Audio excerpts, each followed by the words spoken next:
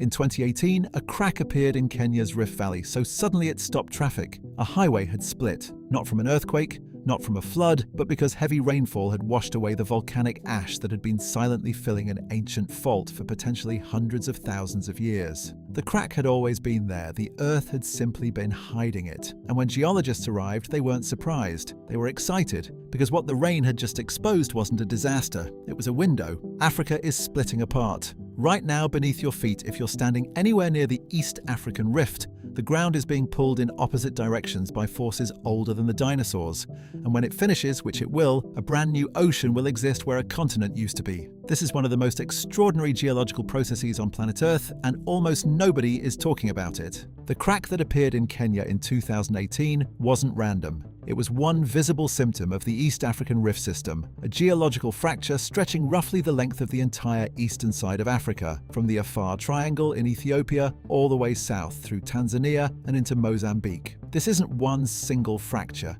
It's a network of rifts, valleys, lakes, and volcanoes, all created by the same underlying force: the African continent slowly tearing itself in two. What makes this Rift Valley extraordinary isn't just its scale, it's that it's actively happening while we watch. The distance from London to New York took the Atlantic Ocean millions of years to build, and it built that distance at roughly the same pace the East African Rift is moving today. Around 7 to 9 millimeters, roughly a third of an inch per year depending on location, slower than a fingernail grows. That sounds laughably small, but compounded across deep time, that rate doesn't produce a crack, it produces an ocean. The interesting facts about continental drift were never about speed, they were always about patience. Driving this entire process is a phenomenon that begins far below anything we can see.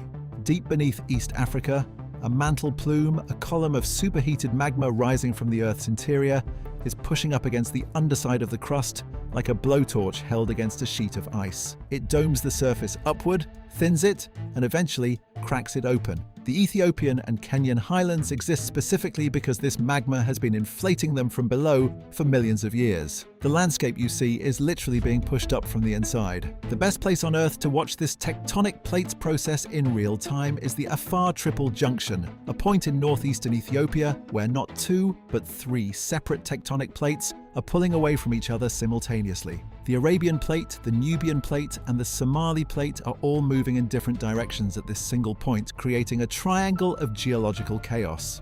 It is one of only two places on the planet, the other being Iceland, where you can stand on a mid-ocean ridge structure above sea level, the same type of formation normally found only at the bottom of every deep sea on Earth. In 2005, the Afar Desert delivered something geologists had never directly witnessed before. Not the slow creep of an existing ridge, but an active continental rupture tearing open in front of them. Over just a few weeks, a series of eruptions and earthquakes split the ground open along a crack measuring 60 kilometers, 37 miles, long and up to 8 meters, 26 feet wide, ripping apart in days what was expected to take decades. Scientists confirmed the process was geologically identical to the way new ocean floor forms at mid-ocean ridges. A rupture, not just a ridge, observed for the first time in recorded history. One of the most visceral windows into what comes next sat in the Afar region for over a century. Erta Ale Volcano, one of the most remote and dangerous locations in Africa. From at least 1906 until 2017, it held one of the longest-lived continuously active lava lakes ever recorded on the planet, a live feed from the mantle broadcasting what was happening kilometers below.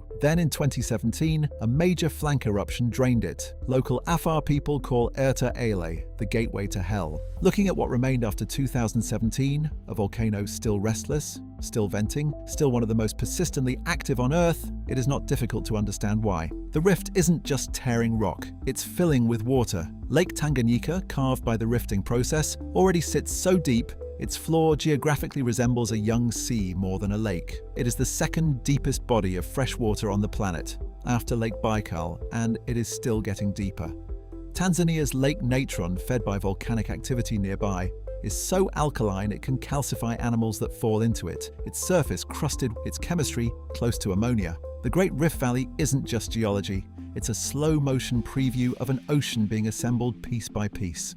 Here's where the African story becomes something far bigger than geology. The East African Rift is the reason human beings exist at all. Around 5 to 8 million years ago, this specific rift, in this specific location, at this specific moment in Earth's climate history, fundamentally altered the environment of Eastern Africa in a way no previous rifting event had. The land rose. Forests thinned. Grasslands expanded across what had been dense jungle. And our ancient ancestors, comfortable in trees, were suddenly forced to the ground, forced to walk upright, forced to adapt. The Great Rift Valley didn't just split a continent. It created the conditions that produced every human being alive. And yet this process, the rifting, the magma, the slow separation, is not new to planet Earth. Pangaea, the supercontinent that existed roughly 300 million years ago, began breaking apart in exactly this way. A rift opened, magma rose, the crust thinned, water flooded in. What started as a geological crack eventually became the Atlantic Ocean, a body of water so vast it takes a week to cross by ship. Rifting has happened before and will happen again.